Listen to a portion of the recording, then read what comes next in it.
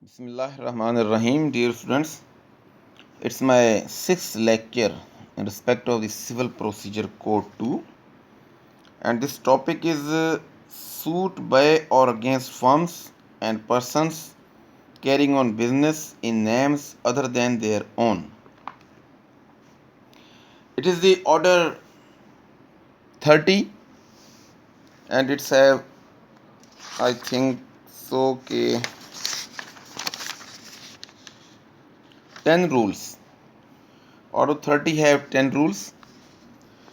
अब इसका जो सबसे फर्स्ट रूल है और 30 का रूल फर्स्ट वन रूल जो है इसका वो कहता है कि sewing of the partners name of firms any two और मोर persons claiming or being liable as a partner and carrying on business in Pakistan may sue or be sued in the name of the firm if any of which such persons were partners at the time of the occurring of the cause of action, and any party to a suit may in such case apply to the court for a statement of the names of the addresses of the persons who were at the time of the occurring of the cause of action partners in such firm to be furnished and verified in such manner as the court may direct. Number 2, where persons sued or are sued as partners in the names of their firms under sub rule 1, it shall in case of any pleading or other document requiring by or under this code to be signed, verified or certified by the plaintiff or by the defendant, suffice if such pleadings or other document is signed, verified or certified by any one of such person. अब जिस पे case होता है या case करते हैं partners एक दूसरे के ऊपर, तो उनके जो एड्रेसेस हैं वो उनके नाम पे हों या फर्म के नाम पर हों, तो उनके जो एड्रेसेस हैं as per their addresses it is very necessary part that एक पार्ट होता है इसके अंदर प्लीडिंग्स के अंदर जो प्लेंट होती है या रिटन स्टेटमेंट दाखिल की जाती है, इसको वेरिफिकेशन कहा जाता है। अब वेरीफाई किया जाएगा उस चीज़ को वही बंदा करेगा कि जो उसमें पार्टनर भी होगा और उस फर्म का हिस्सा होगा, वही उसे जो है वो सिग्नेचर्स वगैरह वेरिफिकेशन या जो भी है वो ही कर सकता है। अब इसके अंदर लाहौर ने जो है एक अमेंडमेंट आई लाहौर से कि to rule 1 the following explanation shall be added. Explanation 1 क्या थी कि the rule applies to a joint Hindu family trading partnership. अब जो हिंदू फैमिली की जो ट्रेडिंग की पार्टनरशिप होगी उसके ऊपर भी ये रूल लागू होगा, और यही जो है सेम अमेंडमेंट जो है सूबा सरहद ने और सिंध ने जो है इसको सेम जो है इसको इस तरह से लिया और इसको एक्सेप्ट किया है और इसमें ऐड कर लिया गया इसको सिविल प्रोसीजर कोड में। अब जनाब अली इसका जो सेकंड रूल है डिस्क्लोजर ऑफ पार्टनर्स नेम। अब ये क्लियरली कहता है कि जनाब जब एक सूट दाखिल किया जाता है तो पार्टनर्स की उसमें एड्रेसेस दिए जाएंगे, उनका नाम दिया जाएगा, ये वो कहाँ पर रहते हैं, और इस तरीके से जो है जो समन्स वगैरह जो सर्व होते हैं वो राइटली जो है वो उनको जो है सर्व हो जाएं और उनकी पेरेंट्स जो है वो जो नेसेसरी पार्ट होती है किसी भी सूट का उसके मुताबिक जो है वो पॉसिबल की जा सके।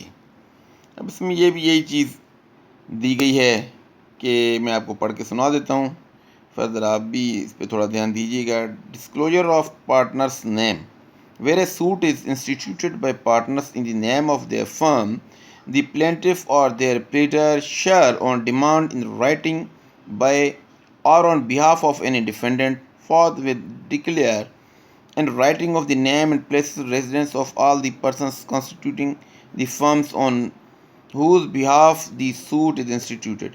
अब जिसके तरफ से सूट आ रहा होगा, जिसके बिहाफ पे, उसका नाम, उसके फॉर्म का एड्रेस, ये वो what's everything must be mention on the head of the plaint. Number 2, where the plaintiff or their pleader fail to comply with any demand made under sub rule 1, all proceeding in the suit may upon any application for that purpose be stayed upon such terms as the court में direct. अब कोई court ने direction दे दी कि जनाब इसका address सही नहीं है, या इसकी फर्म कहाँ पर है, या इस तरह की कोई भी उसके लिए वो डायरेक्शन देती है कोर्ट के, जनाब आप जो है प्रॉपर एड्रेस इसका फाइल करें, इस तरह के इश्यूज आ जाते हैं। अगर कोई नहीं करता है तो फिर ऑनरेबल कोर्ट जो है वो एम्पावर्ड है कि वो प्रोसीडिंग ही सारी की सारी स्टे कर दे।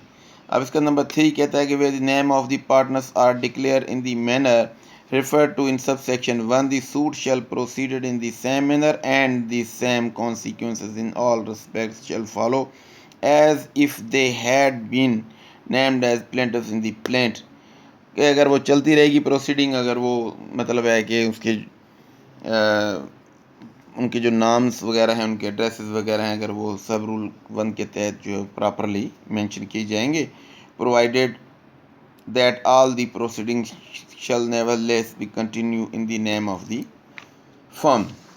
तो जहाँ पर अगर नाम दे दिए जाते हैं पार्टनर्स वगैरह के, तो फिर वो फर्म्स का जो होता है हेडेक जो है वो ज़रा कम हो जाता है। फिर जो है पार्टनर्स के नाम पे ही केस चलते रहते हैं। ये चीज़ ज़रा आपको समझने की है। जनाब वाले इसका रूल 3 कहता है कि service where reasons are sued as partners in the name of their firm, the summons shall be served either upon any one or more of the partner। अब अगर किसी फर्म पे केस हो जाता है या जो भी है, तो अब जो फर्म के समन्स जाएंगे तो वो अगर एक पार्टनर भी मिल गया, उसे भी सर्विस होगी, तो समझा यही जाएगा कि पूरी फर्म को हो गया। At the principal place at which the partnership business is carried on within Pakistan upon any person having at the time of service the control or management of the partnership business there। अब जो principal place की मतलब होती है main head office कहाँ पर है, वहाँ पर भेजा जाएगा नोटिस, और उसके ऊपर जो मैनेजमेंट है, जहाँ पर भी उनका पार्टनरशिप का कारोबार है, उसको जो नोटिस किया जाएगा। जो प्रिंसिपल ऑफिस है उसकी बात की जा रही है। As the court of may direct and such service shall be deem good upon the firm so sued whether all or any of the partners are within or without Pakistan. अब अगर एक बंदे को भी मिल जाता है, एक भी पार्टनर को अपना समन मिल जाता है, तो फिर वो सर्विस गुड डीम की जाएगी। जब किसी के ऊपर केस दाखिल किया जाता है, जब समन्स मिलते हैं, तो कोर्ट जो है पहले सेटिस्फाइड होती है कि समन मिले हैं पार्टी को या नहीं मिले हैं। तो जब कोर्ट सेटिस्फाइड हो जाती है, सब्सिक्वेंट सर्विस भी करवाई जाती है उनके ऊपर, जैसे पब्लिकेशन वगैरह हो गई, ड्रमिंग होगी। पहले होते थे ड्रमिंग का मतलब कि जनाब ड्रम वगैरह बजा के, ढोल धमाके बजा करके बताया जाता था कि जी फ़लाने पे केस हो गया, फ़लानी तारीख। आजकल तो खैर ये नहीं है, लेकिन कानून में ज़रूर मौजूद है। फिर जनाब पेस्टिंग है कि समन जो है उसके दरवाजे पे लगा दिया जाता है डिफेंडेंट के। तो इस तरह फर्म्स जो होती हैं उनके भी गेट्स वगैरह पे जाकर लगाया जाता है। जब कोर्ट अपना सेटिस्फाइड हो जाती है तो उसको सर्विस गुड कहा जाता है कि जी सर्विस अब गुड हो गई है, फर्दर प्रोसीडिंग की जाएगी। अगर उनकी तरफ से कोई आता है तो ठीक है, नहीं तो उनको एक्सपायर्ड डिक्लेयर करके डिसाइड कर दिया जाता है केस। कहते हैं कि जी provided that in the case of the partnership which has been dissolved to the knowledge of the plaintiff before the institution of the suit, the summons shall be served upon every person within the Pakistan home short to make liable। अब उसे पता था कि जनाब अली इस firm के साथ तो मेरा केस चलना है प्लेंटिफ को, और उसे ये भी पता चल गया before of institution of the case कि जनाब इनकी जितने भी पार्टनर्स थे उनकी पार्टनरशिप हो गई है ख़त्म। तो जब ख़त्म हो जाए तो फिर उसका जो दावा फर्म पे है, तो वो जब पार्टनरशिप उनकी टूटेगी तो फर्म कहाँ रहनी है। तो फिर उसने अपना जो दावा दाखिल करना है, वो दावे के अंदर सब प्लेंटिफ अपना defendant as a defendant join करवाएगा, जितने भी फर्म के जो पार्टनर्स थे उनको। तो जनाब अली ये हो गया इसका रूल 3। अब हम चलते हैं इसके रूल 4 की तरफ। कि जनाब अली रूल 4 क्या फरमा रहा है इसके अंदर। Rule 4, right of suit on death of the partner,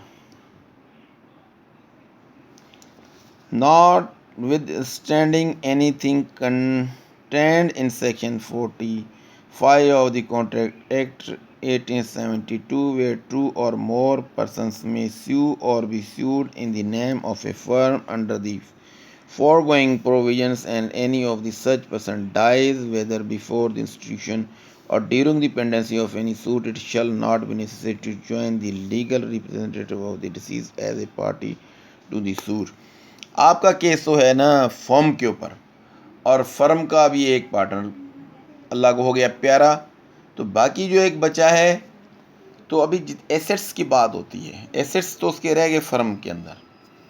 अब ये नहीं है कि जनाब जो इसकी डेथ हो गई है तो अब आपने उसके लीगल हेयर्स को ज्वाइन करवाना है, उनके जो हैं फैमिली के मेंबर्स, ये वो जैसे आम सूट्स के अंदर जो है वो किया जाता है, वो करने की ज़रूरत नहीं है, क्योंकि आपका केस है फर्म के ऊपर, तो आपने डायरेक्ट फर्म को ही टारगेट करना है। सारे ही पार्टनर उसके डेथ कर जाएंगे, एक पार्टनर बचे तब भी आपका केस इंटैक्ट रहेगा फर्म के ऊपर। इसका सब रूल 2 कहता है कि नथिंग इन सब रूल 1 शैल लिमिट और otherwise affect any right which the legal representative of the deceased may have.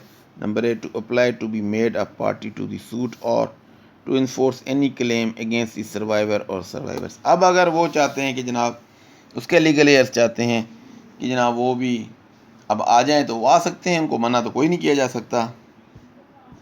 तो ये चीज़ इसके अंदर समझाने की कोशिश की गई है। अब इसका सब रूल 5 है, notice in what capacity served, whereas summon is issued to a firm and is served in the manner provided by Rule 3, every person upon whom it is served shall be informed by notice in writing given at the time of such service, whether he is served as a partner or as a person having the control or management of the partnership business, or in both characters, and in default of such notice the person served shall be deemed to be served as a partner।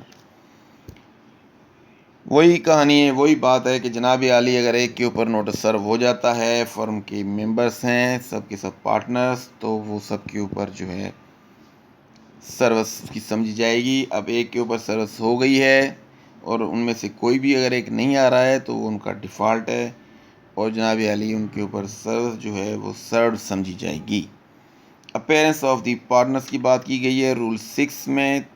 ये जनाब 30 order 30 का rule 6 है कि where persons are sued as partner in the name of their firm they shall appear individually in their own names, but all subsequently proceeding shall nevertheless continue in the name of this firm। अब अगर कोई partner में से case दाखिल करना चाहता है on the name of the firm, तो वो या तो सब पार्टनर की तरफ से वो लेगा, अथॉरिटी लेगा, अगर अथॉरिटी नहीं लेता तो वो फर्म और उस अकेले की तरफ से ही केस समझा जाएगा। अब नंबर 7 आता है कि no appearance except by partner where a summon is served in the manner provided by rule 3 upon a person having the control or management of the partnership business, no appearance by him shall be necessary unless he is a partner of the firm suit। अब appearance की बात आ रही है, appearance देनी है, अगर वो नहीं दे रहे हैं तो शैल बी नेसेसरी की बात भी है इसके अंदर कि ज़रूरी है, क्योंकि वो पार्टनर है उसका फर्म का और उसने केस उस पर हुआ है या उसने किया है, तो नेसेसरी उनका लीगल एडवाइज़र भी है। अगर वो उसको रिप्रेजेंट कर रहा है तो ठीक है, नहीं तो अगर कहीं ज़रूरत पड़ती है तो जो पार्टनर है उसका ज़रूरी भी होता है आने का, क्योंकि सब फैक्ट्स के सवालात के जवाबात की मैनेजमेंट का, किसी भी मैनेजमेंट का जो हेड होता है वही दे सकता होता है। तो बाज़ ऐसे जो है वो लीगल इश्यूज़ आ जाते हैं कि उसके लिए उसे लाजमी अपीयरेंस अपनी देनी भी पड़ती है। अब आयत number 8, appearance under protest. Any person served with summons as a partner under Rule 3 may appear under protest denying that he is a partner, but such partner shall not preclude the plaintiff from otherwise serving a summons on the firms and obtaining a decree against the firm and default of the appearance where no partner has appeared. अब कोई आ जाता है कि जनाब मैं तो आ गया हूँ, बाकी पार्टनर नहीं आ रहे हैं, ये वो, तो वो देखें फर्म की कहानी है। फर्म पे सर्विस अगर गुड है तो सब आए, एक आए, उसको प्रोसीड करे या ना करे, लेकिन वो यही समझा जाएगा कि ये फर्म इस चीज़ में डिफ़ॉल्ट कर गई है और उसकी अगेंस्ट डिक्री हो जाएगी। ये चीज़ आ गई इसके अंदर जनाब अली। अब आ जाता है रूल 9, सूट बिटवीन को पार्टनर्स। अब को पार्टनर्स जितने भी हैं उनके बीच में जो सूट्स वगैरह होते हैं तो वो भी हो सकते हैं। ये नहीं है कि वो पार्टनर्स हैं तो उनके बीच में कोई सूट्स वगैरह नहीं होते।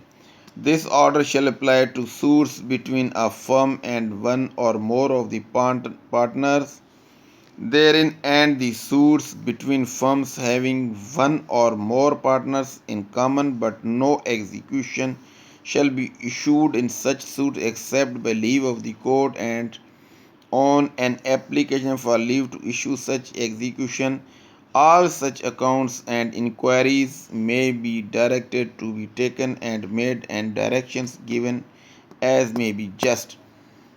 These things are depend on the circumstances. When any kind of the suit decrees and when they file the execution, it is a duty of the court, as per this section, that by ordering the execution, he must check out all assets, accounts, and these things. After that, they ordered on the execution application, allowing the application and further जो भी उसके अंदर होगा procedure is conducted by the court, but it is the necessary part that before of order on the execution application, honorable court must inquire about the accounts and other things. अब जनाब अली इसका आ जाता है order 10, the suit against person carrying on business in name other than his own. Any person carrying on business in a name or a style other than his own name may be sued in such name or style as if it were a firm name, and so far as the nature of the case will permit, all rules under this order shall apply. Very necessary, and it has been explained this order 30 in respect of the firms and their issues. So inshallah, I hope you has been understand today's lecture. Further, you are required to be see and carry out your studies for your better future. So inshallah, see you in next lecture. Till goodbye.